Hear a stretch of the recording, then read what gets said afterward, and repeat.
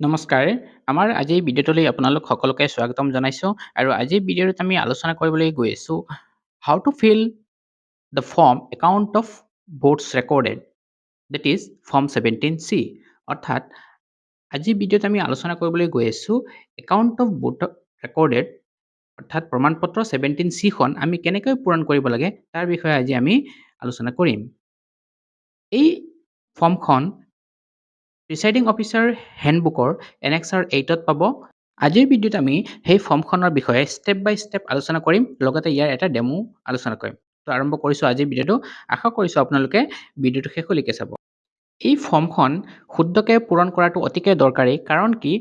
কাৰণ যিকেইজন pulling agent থাকিব প্ৰতিজনক আমি ইয়াৰ এটা এটা প্ৰতিলিপি বা কাৰ্বন কপি আমি প্ৰদান কৰিব লাগিব। সেইকাৰণে এইখন অতিকৈ গুৰুত্বপূৰ্ণ, কাৰণ সেইখন ইলেকশ্যনৰ একেবাৰে ৰিজাল্টৰ দিনা কাউণ্টিঙৰ দিনাও এইখনৰ দৰকাৰ আছে। সেইকাৰণে এইখন অতিকৈ গুৰুত্বপূৰ্ণ। ঠিক আছে, তো আমি এতিয়া চাম এইখনত কি কি আমি ফিল আপ কৰিব লাগিব। প্ৰথম কৈছে election to house of the people or legislative assembly of the state or union territory. অৰ্থাৎ আপোনাৰ ষ্টেট বা ইউনিয়ন টেৰিটৰীৰ নামটো কি তাতে উল্লেখ কৰিব লাগিব। তো আমাৰ ইয়াতে কি হ'ব? আছাম। From this constituency. মই ধৰি লৈছোঁ ইয়াতে 64 লামডিং কনষ্টিটুৱেঞ্চি। আপোনালোকে নিজৰ কনষ্টিটুৱেঞ্চিৰ নামটো লিখিব আৰু তাৰ নাম্বাৰটো লগতে লিখি দিব। ঠিক আছে, দেন আমি চাম কি কৈছে number and name of polling station. আপোনাৰ য'তে ডিউটি পৰিছে ডিউটিত থকা সেই পাৰ্টিকুলাৰ পিএছৰ আপোনাৰ নাম্বাৰটো লিখি তাৰ ডেছ এটা দি লগে লগে তাৰ স্কুলখনৰ নামো লিখি দিব। হৈ গ'ল। এতিয়া এই দুটাৰ পৰা যদি আমি চাওঁ 64 হ'ল আমাৰ LSC নাম্বাৰ আৰু 100 হৈ গ'ল আমাৰ PS নাম্বাৰ। সেই দুটাই মিলি আমাক এটা ডিষ্টিংগুইছিং চিল দিয়া হ'ব, যিটো নেকি মই ইয়াতে দেখাইছোঁ। এটা ৰাউণ্ড চাইজৰ লিখা আছে, ওপৰত লিখা আছে 64, ডেট ইজ এইটো LSC নাম্বাৰ, আৰু PS নাম্বাৰটো তাত ঠিক তলতে দিয়া থাকিব। আপোনালোকে প্ৰতিখন ফৰ্মৰ প্ৰতিটো পেজত এটা পেজো এৰি নিদিব। কমচে কম এটা বা তাতকৈ বেছি হ'লেও মাৰিলেও কোনো প্ৰব্লেম নাই, কিন্তু মাৰিবলৈ নাপাহৰিব। সেইটো ডিষ্টিংগুইছিং মাৰ্ক বা ডিষ্টিংগুইছিং চিল বুলি কোৱা হয়, এইটো মাৰি দিব। দেন আমি চাম identification number of voting machine used at the polling station. অৰ্থাৎ আপোনাক যিকেইটা ভোটিং মেচিন দিছে তাৰ নাম্বাৰখিনি ইয়াতে উল্লেখ কৰিব লাগিব। প্ৰথমটো হৈছে কণ্ট্ৰল ইউনিট। কণ্ট্ৰল ইউনিটৰ মই নাম্বাৰ এটা ধৰি লৈছোঁ CU112233 ফৰ এক্সাম্পল লৈ লৈছোঁ। আপোনালোকে নিজৰ অৰিজিনেল যিটো নাম্বাৰ হ'ব সেইটো ইয়াতে বহাই দিব। দেন বেলটিং ইউনিট, ইয়াৰো মই এটা নাম্বাৰ ধৰি লৈছোঁ BU112233। আপোনালোকে এইটো নিজৰ হিচাপত বহাব। ঠিক তেনেদৰে ভিভিপেটৰো নাম্বাৰটো বহাই দিব। হ'ল এইখিনি হৈ গ'ল একেবাৰে বেছিক ইনফৰমেশ্যন। সেইখিনি গোটেইখিনি আমি আমাৰ যিটো EVM-ৰ বা ভিভিপেটৰ কাষতে লিখা থাকিব, তাৰ পৰা চাই চাই খালি নাম্বাৰটোহে নোট কৰিব লাগে, বেলেগ একো নাই। এতিয়া আহিল পইণ্ট নম্বৰ 1। ইয়াৰ পৰা আমাৰ কাম আৰম্ভ। Total number of electors assign to the polling station. অৰ্থাৎ আমাক যিটো পুলিং ষ্টেচনত ডিউটি দিছে সেই ডিউটিৰ পৰা পুলিং ষ্টেচনত according to mark copy of electoral roll কিমান আছে ভোটাৰ্ছ। মই ধৰি লৈছোঁ ইয়াতে 700। আপোনালোকে 700 লিখি লগতে ব্ৰেকেটত টু ইন ৱৰ্ডছতো লিখি দিব 700। ঠিক আছে, দেন কি কৈছে point number 2। Total number of voters as entered in the register of voters that is form 17A। যিখন নেকি ফৰ্ম 17A যিখন ফৰ্ম থাকে সেইখন আমাৰ ছেকেণ্ড পুলিঙৰ হাতত থাকে।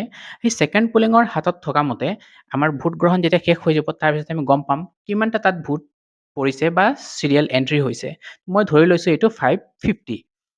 Then number of voters deciding not to record vote under 14O। অৰ্থাৎ 14O এখন ফৰ্ম আছে, সেইখন আমি পিছৰ ভিডিঅ'ত আলোচনা কৰিম।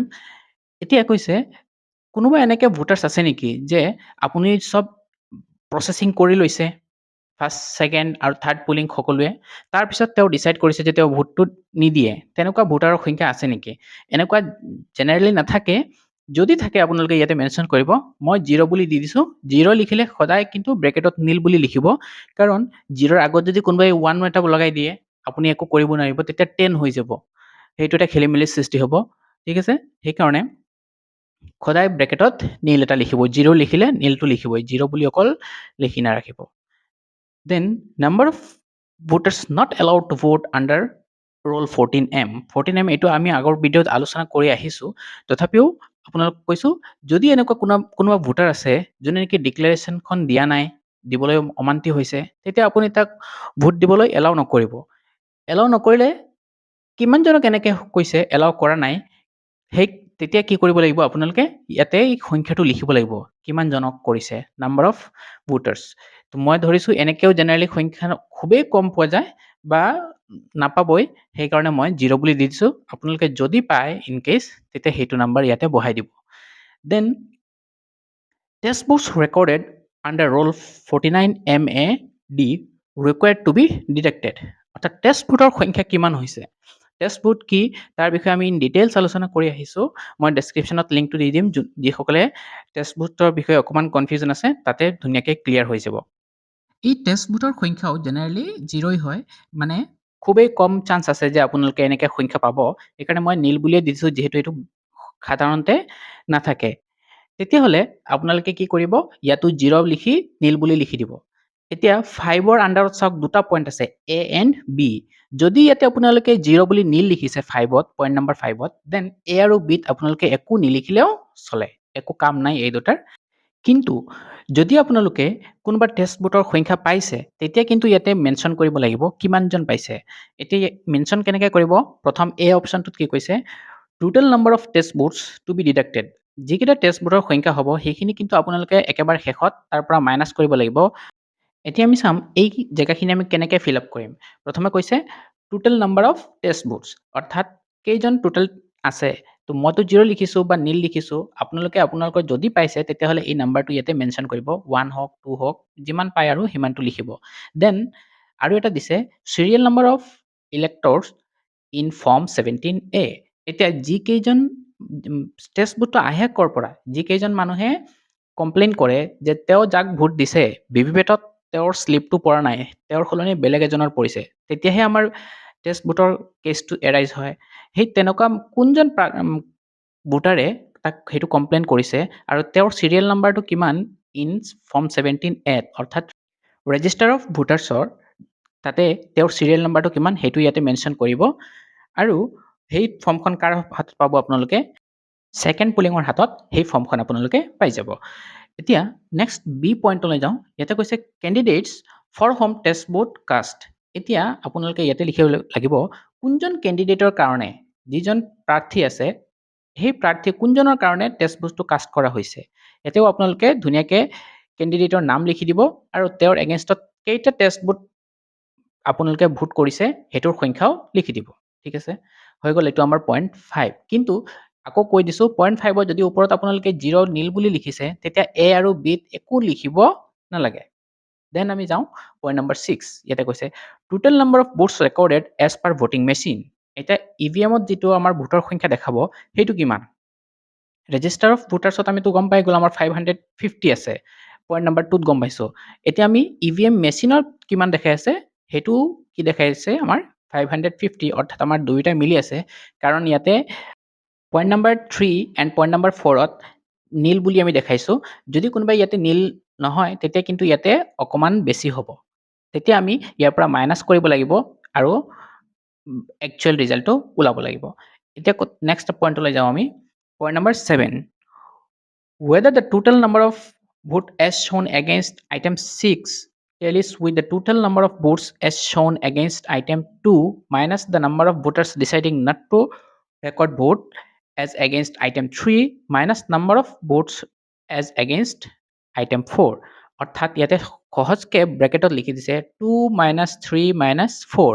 এতিয়া আমি যদি ওপৰত চাওঁ পইণ্ট নম্বৰ 2ত কি আছিলে, total number of votes recorded in our register of voter that is form 17A যিমান আছে তাৰ পৰা আমি কি কৰিব লাগিব, পইণ্ট নম্বৰ 3 যিটো নেকি কৈছে number of voters deciding not to vote সেইটো আমি মাইনাছ কৰিব লাগিব। আৰু কি মাইনাছ কৰিব লাগিব, point number 4 that is number of voters not allowed to vote, সেই দুটা সংখ্যা আমি মাইনাছ কৰিব লাগিব। তাৰপিছত আমাৰ EVMৰ লগত মিলিছে নে নাই সেইখিনি টেলি কৰিছোঁ নে নাই তাৰ বিষয়ে লিখিব লাগিব। তো আমাৰ ইয়াতে যিহেতু চব মিলি আছে সেইকাৰণে ইয়াতে আমি কি লিখি দিম, য়েছ টেলিড বুলি লিখি দিম। দেন পইণ্ট নম্বৰ 8, ইয়াতে কৈছে number of voters to whom tendered ballot papers were issued under rule 49P। অৰ্থাৎ ইয়াতে কৈছে টেণ্ডাৰ্ড ভোট কেইটা ইছ্যু কৰিছে তাৰ সংখ্যাটো ইয়াতে বহাব লাগে ষ্টেণ্ডাৰ্ড বুট কি বা কেনেকৈ প্ৰদান কৰা হয় তাৰ বিষয়ে আমি অলৰেডি এটা ভিডিঅ' বনাই থৈছোঁ যিসকলে সেই ভিডিঅ'টো চোৱা নাই কাইণ্ডলি সেই ভিডিঅ'টো চাই ল'ব মই ডেছক্ৰিপশ্যনত ইয়াৰ লিংকো দি দিম ঠিক আছে এতিয়া যিহেতু ষ্টেণ্ডাৰ্ড বুটৰ সংখ্যাও জেনেৰেলি 0ই থাকে সেইকাৰণে মই ইয়াতো 0 বুলি ধৰি লৈছোঁ কিন্তু যদি কাৰোবাৰ থাকে তেতিয়াহ'লে ইয়াতে সেই সংখ্যাটো পাৰ্টিকুলাৰ সংখ্যাটো বহাই দিব জেনেৰেলি কিন্তু আপোনালোকৰ 0ই থাকিব দেন ব্ৰেকেটত নীল বুলি লিখি দিব নেক্সট পইণ্ট নম্বৰ 9 ইয়াতে কৈছে number of tendered ballot papers এতিয়া আপোনাক যিখিনি বেলট পেপাৰ দিছে এই টেণ্ডাৰ্ড বেলটৰ কাৰণে সেইখিনি আপুনি কিমানটা ৰিচিভ কৰিছে কিমানটা ইউজ কৰিছে আৰু কিমানটা ৰিটাৰ্ণ কৰিছে তাৰ ডিটেইলছটো ইয়াতে দিব লাগে তো ধৰি লৈছোঁ মই ৰিচিভ ফৰ ইউজৰ কাৰণে আমি যিটো আমাৰ কাউণ্টাৰ আছে কাউণ্টাৰৰ পৰা ৰিচিভ কৰিছোঁ বেলটৰ সংখ্যা হ'ল 10 তো ইয়াতো লিখি দিছোঁ ব্ৰেকেটত 10 দেন তাৰ চিৰিয়েল নাম্বাৰটো লিখিব লাগে চিৰিয়েল নাম্বাৰটো মই ধৰি লৈছোঁ 56781 ইয়াৰ পৰা আৰম্ভ কৰি কিমানলৈকে গৈছে 56790 সেইখিনি চিৰিয়েলিয়ে থাকিব সেইকাৰণে মই 81ৰ পৰা 90 লাষ্টৰ সংখ্যাটো দুটা যদি চাই আপোনালোকে অৰ্থাৎ ইয়াতে হৈ গ'ল 10টা দেন নেক্সট পইণ্ট নম্বৰ বিত কি কৈছে ইছ্যুড টু ইলেক্টৰ্ছ এতিয়া মই পইণ্ট নম্বৰ 8ত কৈ আহিছোঁ যিহেতু টেণ্ডাৰ্ড বেলটৰ আমি কোনো ইছ্যু কৰা নাই সেইকাৰণে 0 নীল বুলি লিখিছোঁ সেইকাৰণে ইয়াতো কি হৈ যাব নীল দেন পইণ্ট নম্বৰ চি ইয়াত কৈছে নট ইউজড এণ্ড ৰিটাৰ্ণ এতিয়া আপুনি কিমানটা ৰিটাৰ্ণ কৰিছে ইউজ নকৰাকৈ তেতিয়া আমিতো এটাও ইউজ কৰা নাই সেইকাৰণে আমাৰ ইয়াতো একেই আহি যাব 10 কিন্তু যদি আপোনালোকে কিবা ব্যৱহাৰ কৰিছে তেতিয়াহ'লে পইণ্ট বিত সেই সংখ্যাটো উল্লেখ থাকিব আৰু সেইটো উল্লেখ থকাৰ লগে লগে যদি এটা কৰিছে তেতিয়াহ'লে পইণ্ট চিত 9টা হৈ যাব ঠিক তেনেদৰে দুটা যদি ইউজ কৰিছে 8টা হৈ যাব এনেকৈ সেই সংখ্যাটো মিলি থাকিব হৈছে দেন আমি যাম point number 10 that is account of paper seal এতিয়া আপোনাক পেপাৰ চিল কিমানটা দিয়া হৈছে কিমানটা ইউজ কৰিছে আৰু কিমানটা ৰিটাৰ্ণ দিছে সেইখিনিৰ বিষয়ে এতিয়া আলোচনা কৰিম আৰু তলত আৰু এটা দিছে চিগনেচাৰ অফ পলিং এজেণ্টৰ চহীখিনিও ল'ব লাগিব ইয়াৰ কাৰণে আমি ধৰি লৈছোঁ আমাক পেপাৰ চিল ছাপ্লাইড ফৰ ইউজ আমাক কেইটা পেপাৰ চিল দিছে ইউজৰ কাৰণে ধৰি লৈছোঁ মই 5টা সেইকাৰণে আপোনালোকে ব্ৰেকেটত কি লিখি দিব 5 দেন চিৰিয়েল নম্বৰ ফ্ৰম সেই যিখিনি পেপাৰ চিল দিছে আপোনালোকক সেই পেপাৰ চিলৰ চিৰিয়েল নাম্বাৰটো তাৰ পৰা চাই টুকি ল'ব ইয়াতে তেতিয়া মই ধৰি লৈছোঁ ইয়াতে ফৰ এক্সাম্পল 2 3 4 5 1 লাষ্টত মই 1 বুলি ধৰিছোঁ অৰ্থাৎ 51 আৰু 255 অৰ্থাৎ 5টা হৈ গ'ল 51 52 53 54 এণ্ড 55 5টা হৈ গ'ল সেইখিনি আমাক ছাপ্লাই কৰিছে আমাক কাউণ্টাৰৰ পৰা দেন পেপাৰ চিল ইউজড এতিয়া মই কেইটা ইউজ কৰিছোঁ ধৰি লৈছোঁ মই দুটা ইউজ কৰিছোঁ সেইকাৰণে ব্ৰেকেটত কি লিখি দিছোঁ 2 দেন ইয়াতো আমি লিখিব লাগিব চিৰিয়েল নাম্বাৰ কিমানৰ পৰা আমি কিমান দিনলৈকে ইউজ কৰিছোঁ এতিয়া যিহেতু 51ৰ পৰা আছিলে 51 তো 51 টু 52 দুটা ইউজ কৰিছোঁ আপোনালোকৰ হিচাপত আপোনালোকে লিখিব কিমানটা ইউজ কৰিছে unused paper seals return to returning officer এতিয়া বাকী থকা যিখিনি আছে সেইখিনিতো ৰিটাৰ্ণ কৰিব লাগিব টোটেল 5টা দিছিলে ইয়াৰে দুটা আমি ইউজ কৰিছোঁ আৰু 3টা আমি ৰিটাৰ্ণ দিম বা ঘূৰাই দিম সেইখিনিৰো আমি চিৰিয়েল নাম্বাৰ লিখিব লাগিব এতিয়া আপোনালোকে চাওক 51 আৰু 52 লৈকে আমি ইউজ কৰিছোঁ দেন 53 54 এণ্ড 55 সেইকেইটা বাকী থাকিল তাৰ সংখ্যাটো আমি লিখি দিব লাগিব এনেকৈ চিৰিয়েল হিচাপত দেন পইণ্ট নম্বৰ 4 ইয়াতে কৈছে damage paper seal if any যিহেতু আমাৰ দুটা ইউজ কৰিছোঁ আৰু 3টা ৰিটাৰ্ণ দিছোঁ আমাৰ কোনো ধৰণৰ ডেমেজ হোৱা নাই সেইকাৰণে মই কি লিখি দিছোঁ ইয়াতে 0 উইদিন ব্ৰেকেট নীল বুলি লিখি দিছোঁ আপোনালোকৰ যদি কিবা প্ৰকাৰৰ ডেমেজ হৈছে তেতিয়াহ'লে আপোনালোকৰ ৰিটাৰ্ণ যিটো অপশ্যন থাকিব অৰ্থাৎ পইণ্ট নম্বৰ 3ত ইয়াতে অকণমান কমি যাব যিমানটা ডেমেজ হৈছে সিমানটা সংখ্যা ইয়াতে কমি যাব আৰু সেই সংখ্যাটো পইণ্ট নম্বৰ 4ত বহাই দিব লাগিব ঠিক আছে তো এইখিনিয়ে আছিলে পেপাৰ চিলৰ বিষয়ে দেন ৰাইট ছাইডত যিটো 1 2 3 4 5 আছে সেইখিনি যিহেতু আগৰ পেজত কৈছিলোঁ একেবাৰে তলত লিখা আছিলে চিগনেচাৰ অফ পলিং এজেণ্টছ সেইখিনি মই পলিং এজেণ্ট ধৰি লৈছোঁ ABCDEF আপোনালোকেতো একচুৱেলটো পাব সেই হিচাপত পলিং এজেণ্ট কেইজনৰ চিগনেচাৰটো লৈ ল'ব এইখিনি কৰি আপোনালোকৰ কাম শেষ বুলিয়েই ধৰি লওক অকল বাকী থাকিল ডেট এণ্ড প্লেচটো বহাবলৈ সেই দুটা বস্তু বহাই আপোনালোকে প্ৰিচাইডিং অফিচাৰে নিজৰ চিগনেচাৰটো কৰি ল'ব আৰু একেবাৰে তলত পলিং ষ্টেচন নাম্বাৰটো আৰু তেওঁৰ ইয়াৰ নামটো লিখি ল'ব এইখিনি কৰি আপোনালোকৰ কাম শেষ আৰু পাৰ্ট 2 সেইটো হৈছে ৰিজাল্ট অফ কাউণ্টিং সেইটো একেবাৰে কাউণ্টিঙৰ দিনা কৰিব লাগিব সেইটো কাৰণে আমি পিছলৈ আলোচনা কৰিম আপোনালোকৰ কাম ভোট গ্ৰহণৰ দিনা ইমানখিনিয়ে ঠিক আছে তো আশা কৰিছোঁ আপোনালোকে ভিডিঅ'টো শেষলৈকে চাইছে ভিডিঅ'টো ভাল লাগে বন্ধু বান্ধৱীৰ লগত ভিডিঅ'টো শ্বেয়াৰ কৰি দিব আৰু চেনেলটো ছাবস্ক্ৰাইব কৰি দিব আজি ভিডিঅ' ইয়াতেই সামৰিছোঁ ধন্যবাদ।